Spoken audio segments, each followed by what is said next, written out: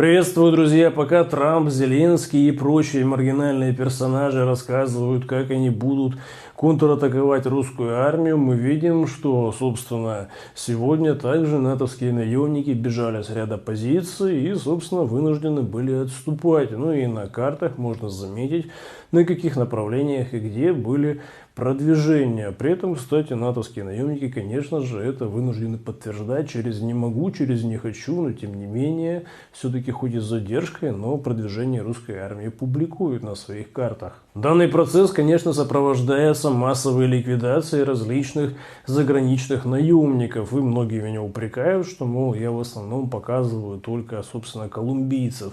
Но нет, вот конкретно вот мертвые натовские наемники из ЧВК ВСУ с Польши, с Германии, с Британии, с Канады, с США. То есть на самом-то деле там номенклатура стран очень широкая, потому что многим кадровым армейцам в странах НАТО говорят о том, что им нужно подписать дополнительные контракты и поехать воевать против русской армии. И все больше персонажей просто заставляют подписать эти дополнительные контракты, и они становятся натовскими наемниками. Ну и после встречи с русской армией, конечно же, отправляются домой в гробах или, если сильно повезло, 300-ми или в плен.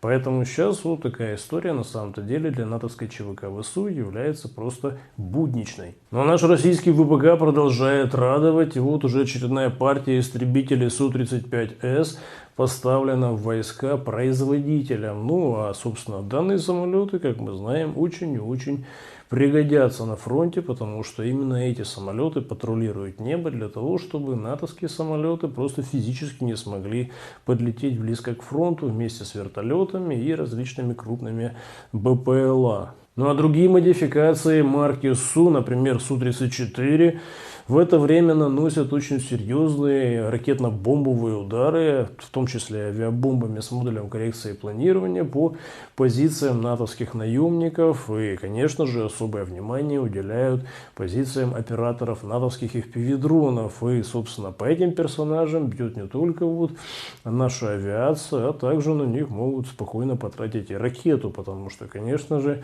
вот эти операторы натовских FPV-дронов это вот отъявленные, можно сказать, подонки в прямом смысле слова, и по этим персонажам, конечно же, работа идет в приоритете. Из интересного можно добавить, вот конкретно в сети появилось видео удара наших ракетчиков «Искандерами» по полигону натовской ЧВК ВСУ, и с учетом того, что прилетов там было много, и, судя по всему, добавляли также дронами, там, собственно, у натовской ЧВК существенные потери, и уже по обновленным данным там порядка 200 человек ликвидированы, ну а, собственно, еще примерно столько же вот числятся 300-ми, и, конечно, сложно посчитать точно, но вот если просто сопоставлять примерно вот количество людей, которые там находилось, и количество условно скорых, которые выехали в областные центры, то можно где-то вот примерно предположить, что порядок вот потерь у натовской ЧВК ВСУ примерно такой. Ну и, конечно же, нужно обратить внимание, что наш разведывательный дрон спокойно себе летает над Черниговской областью, достаточно вот глубоко за линией фронта, и корректирует конкретно удары наших ракетных войск. В этом плане, конечно же, очевидно, результат тут налицо. Ну а вот натовские разведывательные дроны сейчас наши расчеты тактическое ПВО уничтожают очень даже в таком промышленном масштабе, можно сказать. И на кадрах можно заметить, что, собственно, уничтожают эти натовские дроны просто с особой жестокостью. И, конечно же, сейчас подобную практику будут применять по всей линии фронта. И такой уровень тактическое ПВО сейчас будет, конечно же, распространяться на все направления с естественным для натовской ЧВК ВСУ результатом. При этом ВКС РФ не забывает и за другие направления. Вот, например, сегодня был очень жесткий удар по ТЭЦ в Черниговской области, и на кадрах можно заметить последствия данного прилета. И, кстати, горит этот ТЭЦ до сих пор. Ну, а, собственно, в городе Чернигов и окрестностях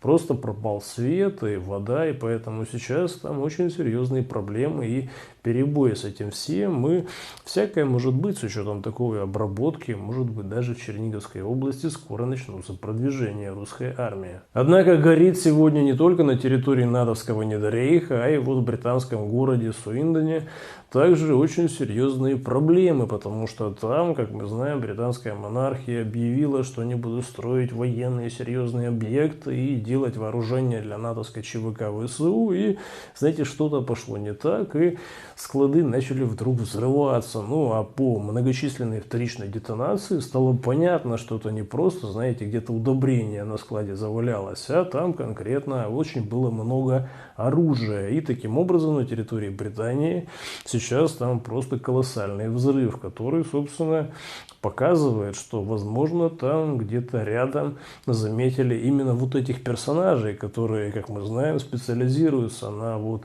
осмотре местных достопримечательностей. Параллельно с этим в странах Евросоюза начинается серьезная дискуссия в отношении военного суверенитета, потому что, как мы помним, Прибалтика, вот особенно Эстония, начала грозить, что они будут сбивать российские самолеты, если они вдруг вторгнутся в воздушное пространство Эстонии. Но потом, естественно, посмеялись просто с этих вот эстонских политиков и обозначили, что на самом-то деле Эстония ничего сбивать не может, потому что решать это будет не Эстония, что сбивать над Эстонией, а конкретно блок НАТО.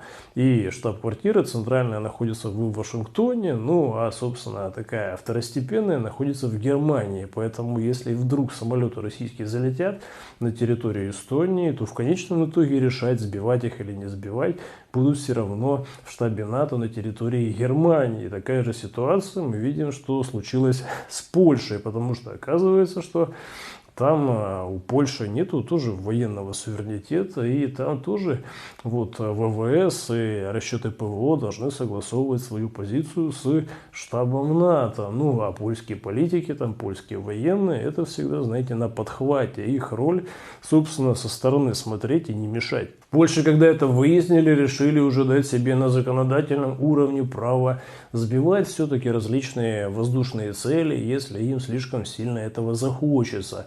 Но, тем не менее, все-таки есть определенные уставы блока НАТО, и эти уставы, как мы видим, перепрыгнуть достаточно тяжело, даже вот относительно экономически вот сильным, как Польша, странам. На эти все реляции мы видим, что Российская Федерация обозначила, что если вдруг будут сбивать российские самолеты над странами НАТО, очевидно, это будет акт войны, и реакция будет соответствующая. Поэтому сейчас мы видим, что на самом деле ситуация очень накалена, и очевидно, все-таки в странах НАТО будут 10 раз думать, прежде чем сбивать самолеты, потому что мы знаем, что на самом-то деле очень много различных самолетов периодически залетает в чужие воздушные пространства. Это обусловлено очень многими причинами, сбой навигации или еще какие-то моменты, поэтому, собственно, здесь, если мы видим крайне жесткую агрессивную реакцию или там уничтожение самолета, это в любом случае агрессия. Ну а также из Вашингтона приходят новости о международном терроризме, и конкретно уже персонаж, который называет себя президентом Сирии, персонаж, который называет себя президентом Украины, встретились, и персонаж из Сирии, Аш-Шара, фактически это в прямом смысле слова головорез, потому что это террорист, который выстраивал свою карьеру с помощью убийств и расправ в основном над мирными жителями по там религиозному признаку, по национальному и так далее. И для него резать голову — это, можно сказать, будни. И таких различных фактов, конечно же, в сети очень много сохранилось. Ну и, собственно, конечно, как только этот персонаж Аль-Шара стал во главе Сирии, то начались фактически этнические чистки. И алавитов, и шиитов, и христиан просто вырезали целыми семьями. И данные видео я публиковал у себя в телеграм-канале. Кому интересно, могут пройти по ссылке, подписаться и, собственно, посмотреть. И примечательно, что после этого геноцида сейчас этого персонажа, который называет себя президентом Сирии, приглашают в Вашингтон. Трамп ему организовывает, можно сказать, официальный статус президента Сирии. Ну и таким образом получается персонаж, на руках которого просто действительно очень много крови, конкретно своих соотечественников в Сирии, сейчас вот конкретно принимается в штаб-квартире Организации Объединенных Наций. Ну и Зеленский, как мы знаем, тоже террорист со стажем. Хоть у него карьера была другая, все-таки он комик и в основном смешил олигархов, но тем не менее мы видим, видим, что крови на руках Зеленского не меньше, чем у, собственно, головореза из Сирии, потому что подход мы видим, что у Зеленского с помощью англосаксов был гораздо масштабнее. Сейчас, конечно же, эти вот международные террористы под крышей США встретились и вот обнимаются, фотографируются. Это конкретно вот американский миропорядок, который основанный на американских правилах, и конкретно, конечно же, в самом почете у них, естественно, террористы, особенно те, которые работают под четким их контролем. Но риторика президентов США, конечно, всегда покрывает этих головорезов и персонажей, которые организовывают геноцид. Это, можно сказать, стандартная практика для США, и тут не стоит удивляться. И сейчас, конечно, с учетом того, что Трамп изменил свою позицию на 180 градусов, отказавшись от мирных переговоров и договоренностей, которые были достигнуты на Аляске, сейчас многие уже начинают думать,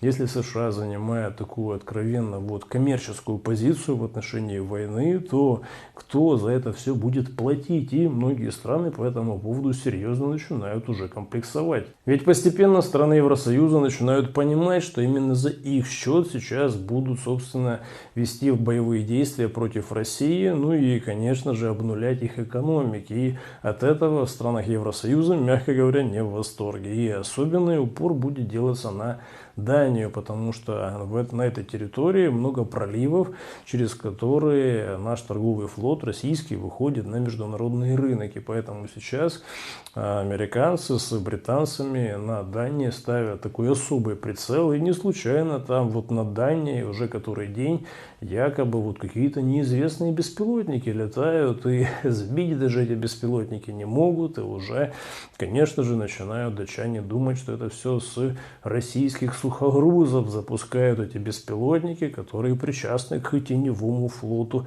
Российской Федерации. И, конечно же, это, скорее всего, будет в дальнейшем основанием для того, чтобы просто вот корабли арестовывать с вот грузом российским и таким образом блокировать торговлю России на международном рынке. Наша сторона уже заявила, что данные выходки с беспилотниками это клоунада, и использовать ее будут, конечно, для того, чтобы каким-то образом вот нарушать морское международное право и таким образом атаковать, можно сказать, торговые суда Российской Федерации. Ну и, конечно, на этом далеко не все. Министр обороны США на этом фоне решил собрать срочно всех генералов американских со всего мира, а таких очень много, потому что американских военных баз больше 700, и в этом отношении многие военные уже начинают беспокоиться, что, мол, если все американские генералы съедутся в одну точку, то, знаете, может всякое там случиться, и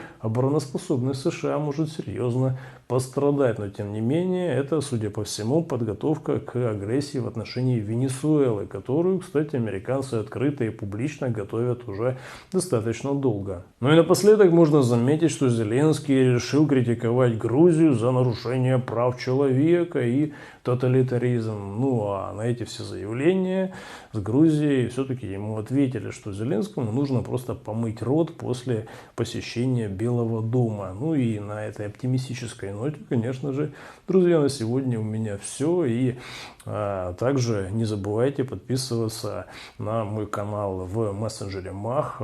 Там всегда можно найти больше интересного, нежели в видеоформате. Ссылка на мой мессенджер Мах и на Telegram, конечно же, находится по традиции в описании. До скорого.